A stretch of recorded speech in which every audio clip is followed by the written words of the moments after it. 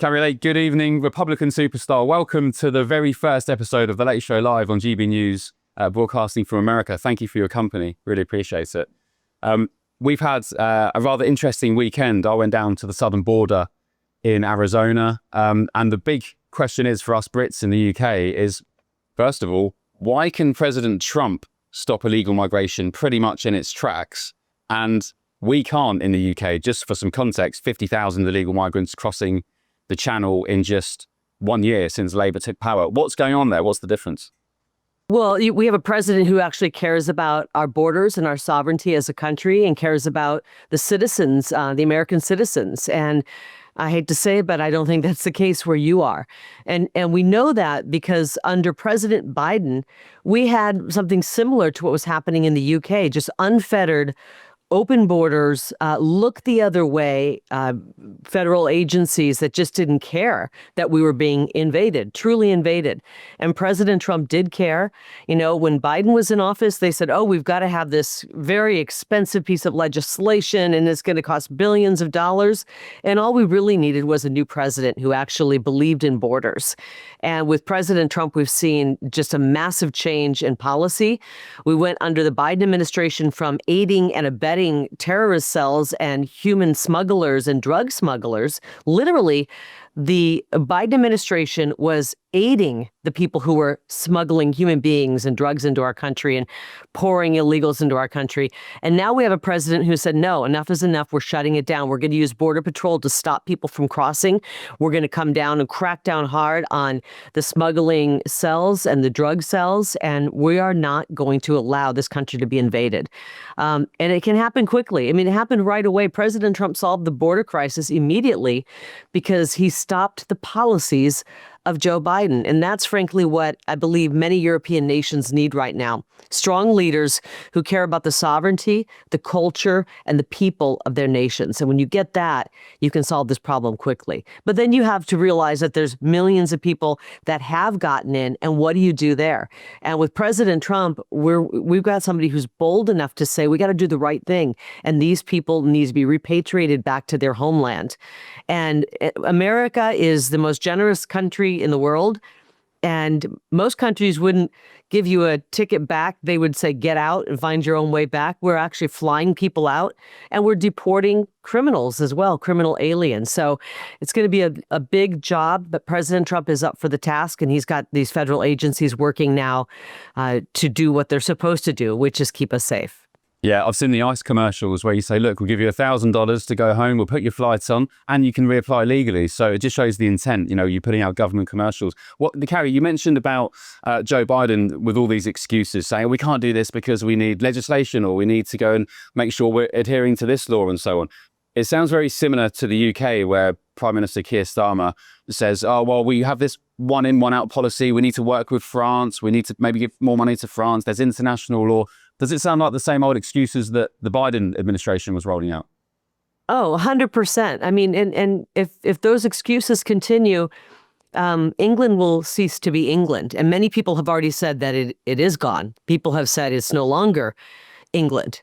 We're losing our culture. We're losing what makes this world so interesting and dynamic by just thinking you can import and deposit millions of people with a completely different culture, different language, different religion, plop them down in a country and expect that country to still exist.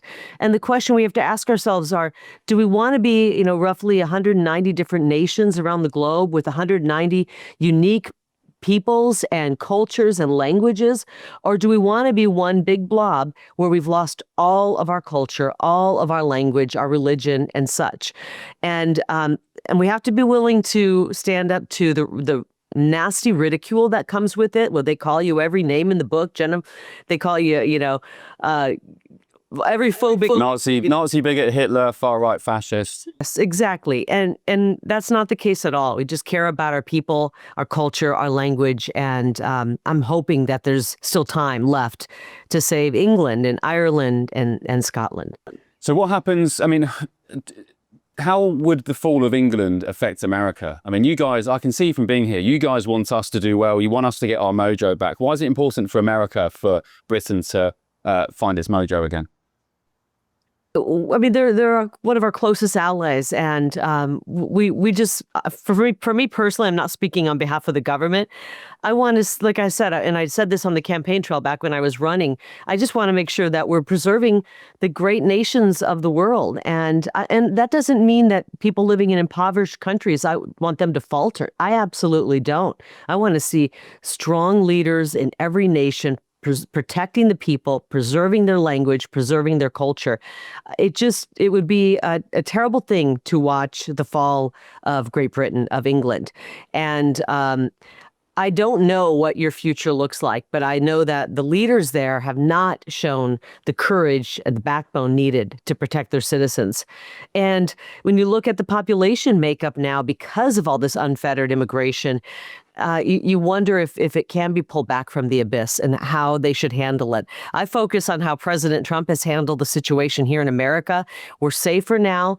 We're no longer allowing people to pour into our country without having any information about who they are, their background, and we're actually removing people from our country. It's a difficult job. It's unfortunate we have to do that. But if we're going to preserve America and put Americans first, it's absolutely necessary. And I think that some difficult conversations need to happen in Great Britain to save it. Yeah, sorry to interject. You've said, of course, it's just down to whoever's in the White House. So I guess looking at the future of the UK, one Nigel Farage is leading every poll here for the last 6 months with Reform UK. What's your take on Nigel? Do you think he'd be a good Prime Minister? And does America want him to be Prime Minister? Well, I have to say that I'm friends with Nigel, so I always like to place anything that would give me bias out front, and because I'm friends with him, naturally.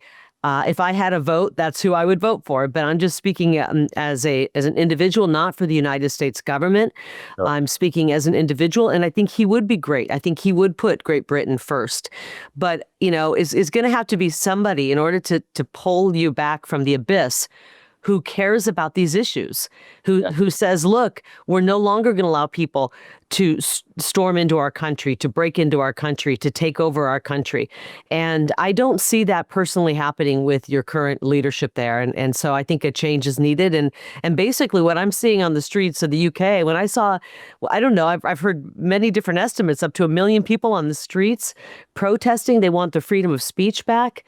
Something's got to give. And I think in this election, you could see something amazing happen. Okay. You were at the Charlie Kirk Memorial yesterday. I had the privilege of being there too. And actually, it was one of the most extraordinary days of my life. And that's not an understatement. The energy in the room, we've spoken about it. It was electric. It was godlike. Unfortunately, Kari, the BBC in the UK decided to describe it as a far right event, calling Charlie Kirk far right. What's your take on that? That's unfortunate. And it's that kind of mischaracterization and conversation that is actually, I think, leads to some of the problems we're having. When you're constantly taking one group of people and demonizing them as they calling President Trump fascist and Hitler and xenophobic and homophobic and all of the phobics, and just constantly in a steady drumbeat doing that, it starts to seep into the minds, especially of young people. And when all they hear 24/7 is just negative talk, demonizing people who care deeply about our country, that's when you end up getting people who are unstable committing heinous acts like we saw with the just atrocious assassination of our friend Charlie Kirk, who is an incredible American. What we saw yesterday was a memorial service unlike anything we've ever seen in the United States, the biggest memorial service possibly ever. And hundreds of thousands of people pouring into Glendale, which is a suburb of Phoenix, Arizona, to pay their respects to a man who loved this country, loves our Constitution, and loves Jesus Christ. And there was a spirit there. The Holy Spirit was so obvious. It was palpable. You could feel the Holy Spirit in that room. It was a combination of a worship service. It was a combination of a memorial where friends talked about the Charlie that they knew and what made him so special. And it was a way for the public to publicly mourn and also, I think, work through some of the grief and get a plan together for how they can make sure that even though Charlie may be gone from this earth, his mission to save this country, to make sure that our younger generations have a country and a constitution they can rely on, and frankly, save a few souls while we're at it. And I think that a lot of people, I believe Charlie's greatest gift to this planet is going to be that he brought so many people back to their faith or introduced them back to God that they maybe had been estranged from. Yeah, it's certainly had an effect. Church numbers are up, people picking up the Bible for the first time. Can I ask you though, just sticking with the BBC on that, why do the likes of the BBC, I mean, the BBC is international. You have international broadcasts in the US, for example. Why do they resort to such language like that, just saying, oh, far right? And B, do you think the BBC is failing the people of Britain? Because of course, we're forced to pay a licence fee for the BBC, whether you watch it or not. Whether you just want to watch GB News, you still have to pay a licence fee to fund the BBC. Do you think they're letting Britain down? Yeah, if that's the way they're covering things, absolutely, they're letting the people down. And I think we should have choices, and our tax dollars shouldn't have to go to fund things that are in your case, anti-Britain, or in our case, anti-American. I am running as the CEO, the acting CEO of the U.S. Agency for Global Media, which runs VOA and other outlets. And our mission is to make sure we're not putting out anti-American coverage. And so that should be, the BBC should not be putting out lies. And unfortunately, what they're trying to do is prop up the lies they've previously told. We're watching this in the media right now. The world has caught on that the media has been lying to us. And now, instead of course correcting and saying, whoa, we have not been good at the way we're covering things, they double down and continue to gaslight with lies, where they're calling people names, et cetera, et cetera.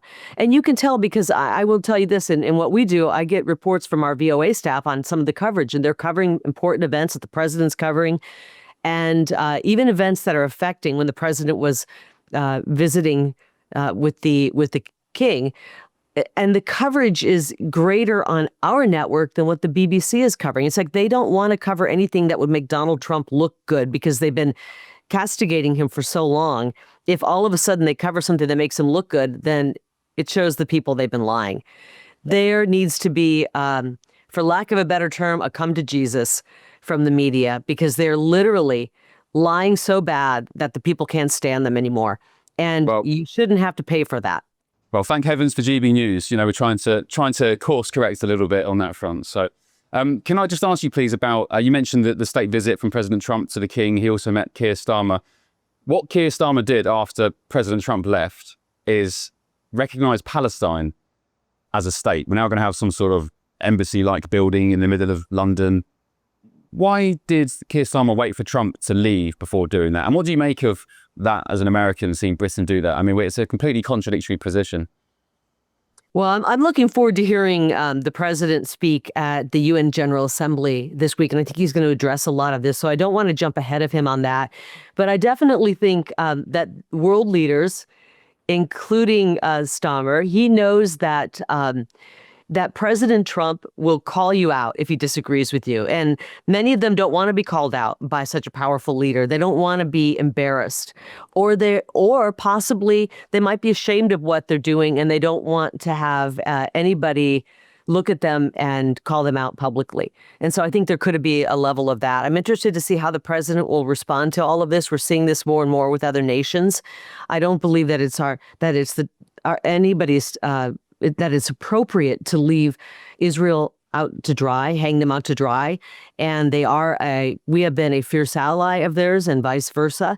And I don't think that he had the courage to do that in front of the president because of what the president might have said to him. Would the president have said to him, like most Brits are, that you are supporting Hamas by doing this, do you think? Do you think Keir Starmer is supporting Hamas by recognizing Palestine? Or at least giving them a gift, because, sorry to interrupt, at least giving them a gift because Hamas have said one of the fruits of October the 7th would be getting Palestine recognized as a state. I think that there was some interaction, and correct me if I'm wrong here, I think there was a little bit of interaction on this subject in the joint press conference.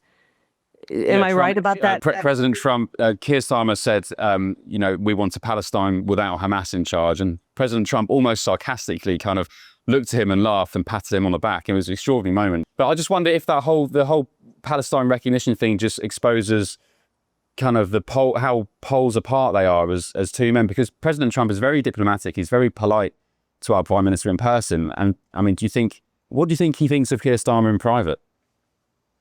You know what? I'm not gonna. I don't know what President Trump thinks of him in private, and I wouldn't try to, tell you that. That would be a question for our great President Trump. But I believe the president has the right idea in how he's handling national foreign policy right now with the incredible Secretary of State Marco Rubio. We were left with a world that was really in disarray because of the abject, horrible policies of the Biden administration. And so it's right now, it's the president trying to pick up the pieces. It's as if a beautiful, crystal goblet has fallen on the ground. Yeah. And you're trying to pick every piece carefully and get this thing back together and glue this thing back together. And it's dangerous. There's shards and you're cutting yourself, and it's an intricate process. And so I think between the incredible Secretary of State Marco Rubio and President Trump and many of his allies and ambassador picks, he's been doing a great job at doing that. That's why I'm so curious to hear how he's going to address the issue at the UN General Assembly. I think he's working very hard to bring some peace to the Middle East, and in the process to allow Israel to find justice for what happened on October 7th and protect their people. And so I don't want to get ahead of the president in anything he may say at the UN General Assembly this week. But I know it's a difficult job, and he's doing a very good job at trying to knit all of this back together into something that can bring peace to the region. And I don't think that what many of these countries are doing are working the same way to bring peace. I know President Trump wants that. Yeah. Okay. Finally, can I talk to you about free speech in the UK, Kari? Because, again, it's worlds apart from the US. You have, of course, the First Amendment. What's your thoughts as an American on what's going on in the UK from what you've seen? Because there was an incident over the weekend, this clip went absolutely viral online, where an American citizen living in the UK had a knock at the door from police over a Facebook post. I'm not sure what she said. It was very, very tame. But the police came in and said, we need to take your details. You've reported this Facebook post. So it's directly affecting US citizens. And of course, our Online Safety Act over here is affecting US companies as well. What's your take on free speech in the UK? Do we have free speech? No, you don't have free speech right now. And I'm actually glad that you're here right now, because I think that, your broadcast put out a lot of truths, and that can be a dangerous thing. The truth is a dangerous thing when you're up against an enemy who doesn't want it out. And so I think this should be an issue. And I know the president has spoken about it and the vice president has spoken about it. We need to demand free speech for our friends in Great Britain. It's incredibly important, and people should not be getting locked up for Facebook posts. People say things that are offensive, that bother me, that I don't like all the time, but I don't think people should be locked up for that. And unfortunately, that's what you're seeing. And I really respect the people who are willing to continue to stand up and fight. And I think when all those people took to the streets, whether it was hundreds of thousands or a million people, they can't arrest you all. They can't arrest you all. But it's going to take some courage on the behalf of the citizens of Great Britain to stand up and say, we're not going to sit down and shut up. We're not going to stop speaking. And if you want to try to arrest us all, there's not a jail big enough to hold us all. You mentioned the protests we've had recently. They were led by a guy called Tommy Robinson. Have you heard of him? I have. What's your thoughts on Tommy? Because some people in the UK, some sects think he's very controversial, but there seems to be a shift on his on how people view him. What's your thoughts on Tommy Robinson? I don't have a lot of information on him, so I don't want to give a full character evaluation. But people who are willing to encourage others to stand up and fight for their most basic rights in America, these are not rights given to us by the government. These are God-given rights, and I appreciate that he's been able to stoke enough positive emotion in people to say, we need to do something because we're going to lose everything if we can't speak and tell the truth. And so I do appreciate that. But again, I don't have enough information or know him personally to give a character assessment, other than I do like brave, bold people. Yes. I mean, in the same vein as Charlie Kirk, I think if Charlie Kirk was in the UK, they'd probably have treated him the same way as Tommy Robinson, to be fair. Just finally, Kari, do you have a message of hope for people in Britain watching this tonight? I do. I think we're at a really pivotal point, not just in America, but all over the world. And this is a point where as people, we need to decide what we want. Do we want our individual freedoms? Do we want our cultures? Do we want our country intact? And this is a moment to be courageous. If you watched the service yesterday, this is a moment to show courage. As Charlie Kirk said, courage is easy. It just takes a decision that you're going to be courageous and you're going to be bold and stand up.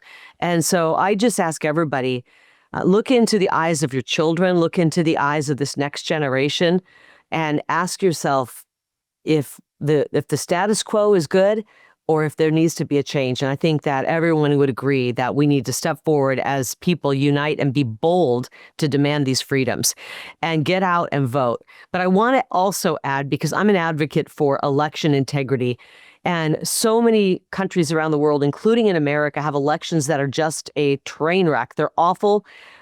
They're corrupt. There's fraud. There's instead of election day, election season, and mail-in ballots, where we don't even know where the ballots are coming from. We, as the people of the world and every country, need to shore up our elections so that every legal vote tied to every legal citizen counts. And then, only then, will we get the leaders that we truly want, that we truly voted for. So I think it's something every country should examine, how their elections are being run. Sorry to be cheeky. Just on that, you've inspired one last question, which I think is quite important, then I'll let you go. Why do you think the illegal migration thing is happening? Is it an easy excuse might be, vote harvesting. Just if you get a bunch of illegals in, then of course they're going to vote for you. Is it that? Is it, in addition, more than that as well? Who's behind it and what's the reason? A big part of it is that. I mean, the Democrats, frankly, their ideas have just been bankrupt. They've hurt the people. They had open borders. We had crime skyrocketing on the streets. The homeless population has grown out of control. Drugs have been flown in and come over the border, and you name it, and have destroyed our communities and families. Education policy, we're not educating our kids anymore under Biden. They were just sending out the worst information into our children's minds. Everyone's determined those ideas and those policies don't work.